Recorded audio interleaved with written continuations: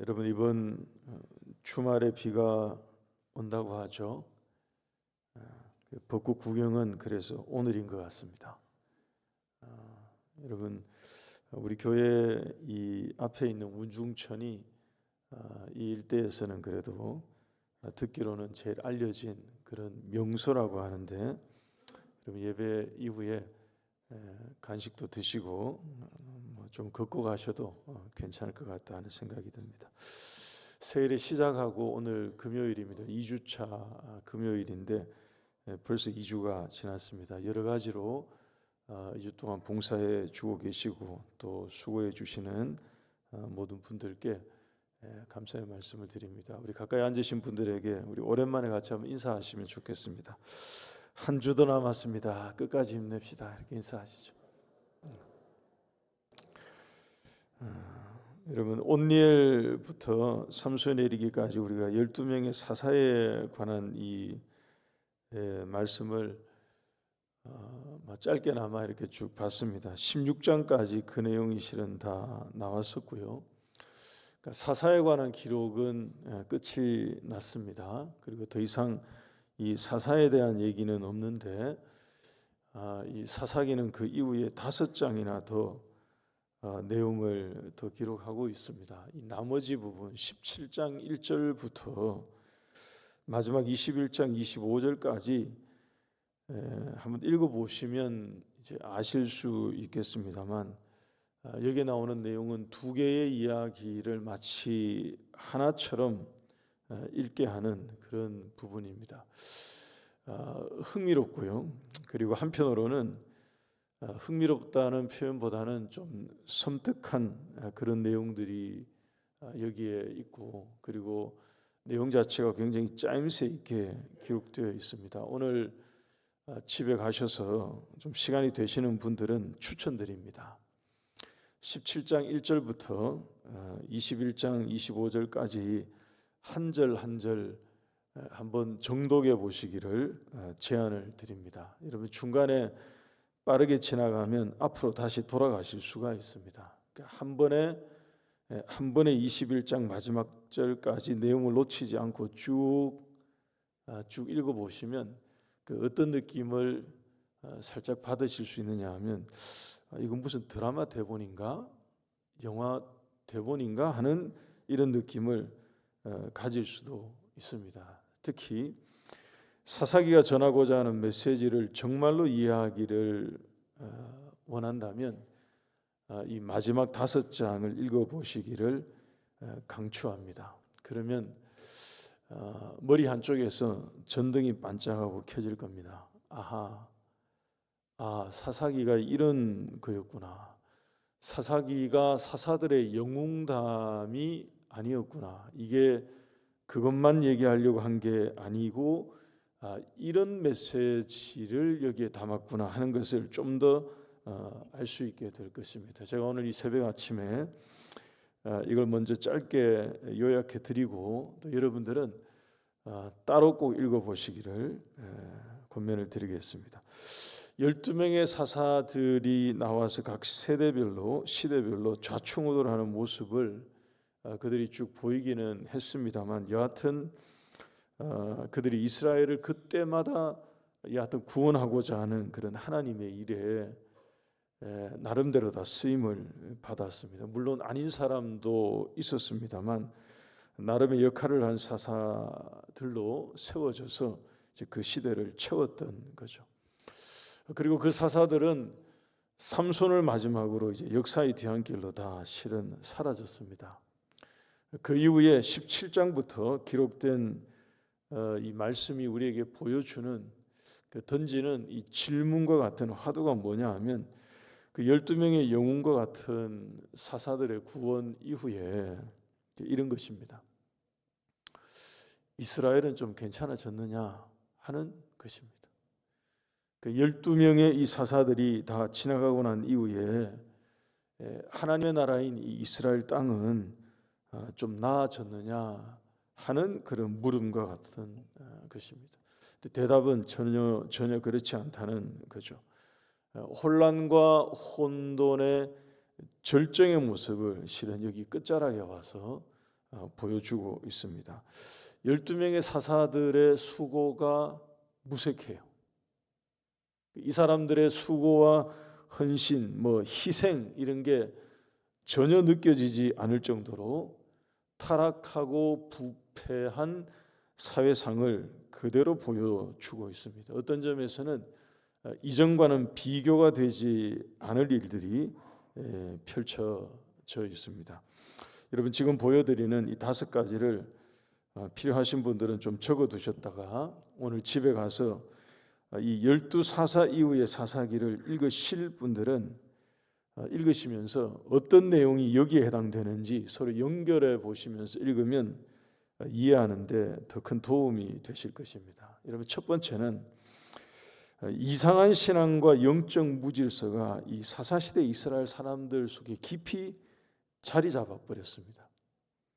그래서 읽어보시면 아실 겁니다. 하나님을 섬기고 있는지 아니면 우상을 섬기고 있는지 이게 분별이 어려운 그런 좀 이상한 신앙 행태를 이 사람들이 보이고 있습니다. 사례가 되는 부분만 제가 말씀을 드리겠습니다. 17장 2절에서 3절 말씀을 한번 보십시다. 여기에 보면 에브라임에 살고 있는 미가라고 이름하는 한 사람의 이야기에서 이 내용이 시작이 됩니다. 이 미가가 어머니와 함께 살고 있었는데 그 어머니가 은 1,100을 잃어버려서 화가 많이 났던 것 같습니다. 그래서 주변 자녀들에게 주변 사람들에게 막 저주하는 말을 했다는 거예요. 근데 아들이 그것을 찾아서 자기가 가지고 있다고 하니까 그 어머니가 하는 말이 내 아들이 여호와께 복을 받기를 원한다고 하면서 3절 말씀을 보십시오. 도로 찾은 그 은 1,100을 가지고 자기 아들을 위해서 은신상을 하나 만들겠다는 겁니다. 그러면서 그 일을 위해 하나님께 그 은을 거룩히 드린다는 거예요.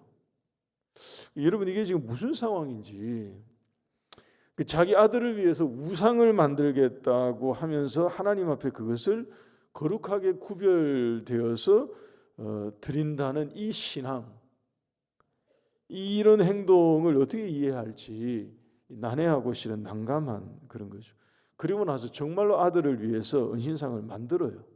그리고 자기의 집에 그것을 두는 것입니다. 심지어 5절 말씀 보시면 17장 5절 말씀 보면 그 우상을 지키기 위해 다른 한 아들을 세워서 우상의 제사장으로 삼았다고 합니다. 다시 말하면 그 한 집에서 하나님께 드린 예물을 가지고 우상도 만들고 또 그 우상을 섬기라고 아무 아들이나 세워서 제사장을 세워두는, 그러니까 영적으로 보자면 뒤죽박죽되어 있는 거죠.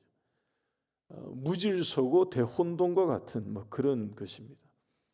17장 6절 말씀 이어서 보시면 그래서 처음부터 이렇게 말씀을 하시죠. 이 사사기 마지막 부분에서 그때에는 이스라엘에 왕이 없었으므로 사람마다 자기의 소견에 오른 대로 행하였더라. 그러니까 무분별하고 무질서하고 이렇게 했다는 것입니다. 자기가 하고 싶은 대로, 그러니까 하나님을 섬기는 방법도 자기가 섬기고 싶은 방식대로 이런 거죠. 필요에 따라서는 아무나 제사장으로 막 세워요. 그리고 집에서 우상과 하나님을 겸하여 섬기기도 하고 그야말로 자기의 견해대로, 자기의 의견대로, 소견대로 옳다고 생각하는 대로 그냥 막 이랬다 하는 것입니다. 여러분, 그 사이에 두 번째 모습입니다. 사람들이 자기의 이익만을 추구하는 아전 인수식의 모습도 보이고요. 그리고 아나무인으로 행동하는 이런 행동이 오히려 떳떳하고 당당한 왜곡된 사회상을 그대로 보여줍니다. 여러분, 이 두 번째 부분은 숙제처럼 내어드리겠습니다. 여러분, 18장을 각자 한번 읽으시면서 여기에 해당되는 내용이 어떤 것인지를 한번 찾아봐 주시기 바랍니다. 여러분, 그 부분을 읽으신다면 정말로 이렇게까지 아나무인일 수 있나 하는 생각을 하게 되실 것입니다. 세 번째는 이들 가운데 어떤 행태가 나타나느냐, 소돔과 고모라의 죄가 거의 재현됩니다. 그리고 그 죄가 만연하던 그런 시대가 오히려 되어버렸습니다. 내용을 소개하겠습니다. 어떤 내용이 여기 나오느냐? 한 레위 사람이 친정으로 돌아간 자기의 첩을 데리고 자기의 집으로 돌아옵니다. 돌아오는 길에 베냐민 지파의 기브아라고 하는 지역에 하룻밤 머물게 되었습니다. 그때 한 노인의 집에 머물기 위해서 신세를 지기 위해 들어갔는데 그날 저녁에 어떤 장면이 펼쳐지느냐? 마치 창세기에 그 소돔 땅에 살던 롯의 집에 천사들이 방문했을 때 동네 사람들이 그 집에 와서 문을 두드리면서 여기에 들어간 그 천사를 사람인 줄 알고 불러내달라고 얘기를 하죠. 우리가 상관하겠다, 그러니까 음행의 죄를 범하겠다, 이러면서 요구하던 그 황당하고 참담한 그 장면이 여기서 그대로 재현이 됩니다. 베냐민 지파 기브아 지역에 살고 있던 이 나쁜 사람들이죠. 성경에 보게 되면 불량배라고 나오고 있습니다. 그들이 이 한 노인의 집에 찾아와서는 그 집에 손님으로 들어온 그 남편과 자기 첩을 데리고 가고 있는 그 사람들을 끌어내라고 한 것입니다. 19장 22절 말씀 한번 보시겠습니다. 19장 22절을 보면 그들이 마음을 즐겁게 할 때에 그 성읍의 불량배들이 그 집을 에워싸고 문을 두들기며 집주인 노인에게 말하여 이르되 내 집에 들어온 사람을 끌어내라, 우리가 그와 관계하리라 하니. 여러분, 창세기의 소돔의 집에서 이 롯의 집에서 일어났던 이런 모습을 그대로 보여주는 것과 같습니다. 그때는 천사가 이 악행이 자행되지 않도록 막았거든요. 근데 여기서는 아무도 막아주지 않고 일이 일어나 버렸습니다. 근데 여기서 어떻게 했느냐? 이 첩을 데리고 가던 남편이 이해가 안 되죠. 이 첩을 친정 집에서 데리고 자기 집으로 가고 있던 이 남편이 이런 상황을 만나니까 자기의 첩을 이 불량배들에게 내어준 것입니다. 그랬더니 이 첩이 동네 사람들에게 겁탈을 당하고 그 새벽에 죽임을 당하게 된 거죠. 그런 일이 일어나니까 그 첩을 정작 내어준 이 남자가 뒤늦게 그 일에 대해서 막 분노를 하면서 죽은 자신의 첩의 시신을 12개의 등분으로 나눠서 이스라엘 전역에 보낸 것입니다. 그러니까 분노를 드러낸 그런 거죠. 여러분, 이 장면을 그냥 한마디로 좀 요약해서 이제 보자면 총체적인 난국입니다. 그냥 이 장면 자체가 그러니까 엉망진창인 거죠. 사사시대의 대혼돈의 모습이 어떤 것인지를 그냥 여실히 보여주는 그런 내용과 같습니다. 기브아의 그 사람들의 모습도 죄된 그 사람들의 모습도 그 음행의 죄가 극에 다다랐음을 보여주는 그런 모습이고요. 그 첩을 데리고 가고 있던 남편의 모습도 황당하기 짝이 없는 그런 모습이고요. 그리고 시신이 이 전 지파에게 다 뿌려지고 난 다음에 그것을 알게 된 이스라엘 사람들이 보이는 반응과 모습도 모두가 다 마치 제정신이 아닌 것 같은, 마치 이성을 잃은 것 같은 그런 표현이 여기에 딱 어울릴 만한 그런 장면입니다. 그래서 이스라엘 사람들이 이 지파가 어떻게 했느냐? 베냐민 지파에 대해서 적개심이 일어났습니다. 19장 30절 말씀 한번 보시기 바랍니다. 19장 30절 보시면 그것을 보는 자가 다 이르되 이스라엘 자손이 애굽 땅에서 올라온 날부터 오늘까지 이런 일은 일어나지 아니하였고 보지도 못하였도다. 이를 생각하고 상의한 후에 말하자 하니라. 그리고 상의한 후에 결정한 게 무엇이냐 하면 베냐민 지파에 대해서, 자기 형제 지파죠, 베냐민 지파에 대해서 분노의 전쟁을 하기로 결정을 한 것입니다. 그러니까 기브아에 있던 이 불량배 몇 사람이 행한 일이 종잡을 수 없이 커져서 이스라엘의 11개 지파가 한 개의 지파를 멸절시키려는 대학살로 변질된 것입니다. 20장 48절에서 49절 말씀 한번 보시기 바랍니다. 20장 48절에서 49절 말씀 보시면 이 전쟁의 결과가 베냐민 사람 600명만 살아남고 나머지 모두를, 베냐민 지파에 속해 있던 나머지 모두를 소멸시킨 것입니다. 모든 여인들을, 아이들을, 그리고 주거지들을 전부 다 불태워버린 것입니다. 여러분, 대학살이죠. 학살이 자행된 그런 것입니다. 기브아 한 동네에서 일어났던 일이 엄청난 비극이 되어서 한 지파가 멸절될 위기에 놓인 것입니다. 그리고 난 다음에 사람들 마음 가운데 반성이 일어난 것입니다. 이러다가 우리가 한 지파를 없앨 수도 있겠다 하는 생각이 뒤늦게 든 것이죠. 사사기 21장 3절과 4절 말씀 이어서 한번 보십시오. 이렇게 말합니다. 하나님, 어찌하여 이런 일이 생겨서 이스라엘 중에 한 지파가 없어지게 하십니까? 본인들이 지금 다 일으킨, 본인들이 다 만든 상황인데 이렇게 되니까 하나님을 향해서 이렇게 얘기를 하는 것입니다. 그러면서 번제와 화목제를 막 드리죠. 회복하겠다는 그런 거죠. 그러면서 해법을 제시하기를 베냐민에 살아남은 남자 600명을 위해서 신부감을 마련해서 대를 이어갈 수 있도록 만들어 주자라고 하면서 해결책을 제시합니다. 여러분, 5가지 다시 한번 더 보여주시기 바랍니다. 그게 마지막 5번째 나오는 이 해결책 같지 않은 해결책을 이들이 또 얘기를 해요. 이게 비상식적인 그런 행동입니다. 이 해결책 부분이 우리가 마지막 읽었던 교도관 내용이 포함된 부분인데 읽어보면 이게 해법인가 싶은 이런 생각이 들 정도로 아내들을, 여인들을 강탈해 와서 채우고요, 또 여인들을 훔쳐서 아내를 삼으라고 또 만드는 해결책이 만만치 않은 그런 비상식적인 그런 내용들입니다. 한 번 더 말씀드리겠습니다. 여러분, 이 전체적인 얘기가 다 뭐냐 하면 이런 게 사사시대였구나 하는 것을 알게 하는 그런 대목입니다. 12명의 사사들이 지나갔지만 여러분, 그런 것으로는 어림도 없었다 하는 것입니다. 정말로 이들에게 왕이 오기 이전에는 이런 사사시대는 끝나지 않는다는 것을 말 그대로 그냥 보여준 그런 것입니다.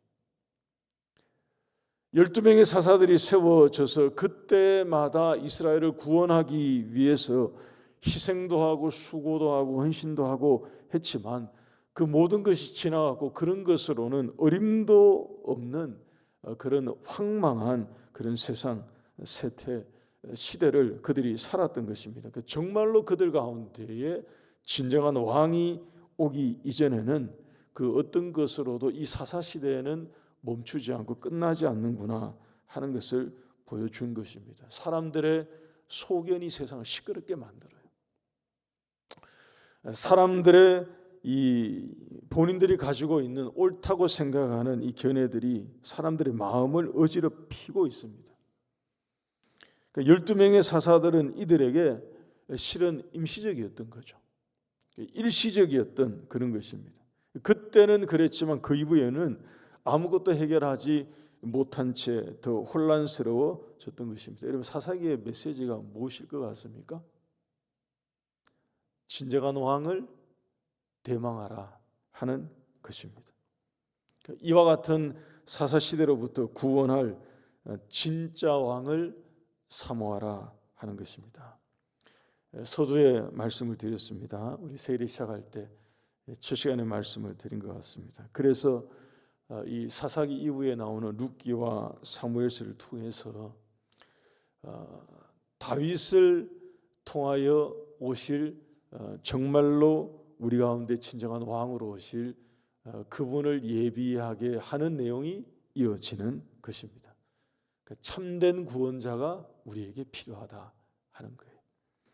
참으로 우리를 구원하실 진짜 왕이신 예수님이 우리 가운데 필요하다 하는 것을 이 사사기를 통해서 실은 우리에게 알려주고 있는 것입니다. 여러분, 예수님만이 우리의 왕이 되심을 믿습니다. 우리의 영혼을 구원하고 우리의 영혼을 자유케 하시고요, 모든 상황으로부터 우리를 정말로 구출하실, 구속하실 우리의 영웅은 예수님이신 줄 믿습니다. 그래서 이 사사의 결론이 뭐냐 하면 예수님 외에는 더 이상의 영웅은 없다는 거예요. 예수님 외에는 그 누구도 영웅이 될 수 없고요, 그 누구도 우리를 구원할 수 없고요, 예수님만이 우리의 진정한 영웅이 되시고 우리의 왕이 되시고 우리의 구원자가 되신다 하는 것을 사사기는 전체적인 내용을 통해서 우리에게 웅변적으로 실은 드러내 보여주는 것입니다. 여러분, 그 왕 대신 주님만을 의지하고 살아가는 우리 모두가 될 수 있기를 주의 이름으로 축원합니다.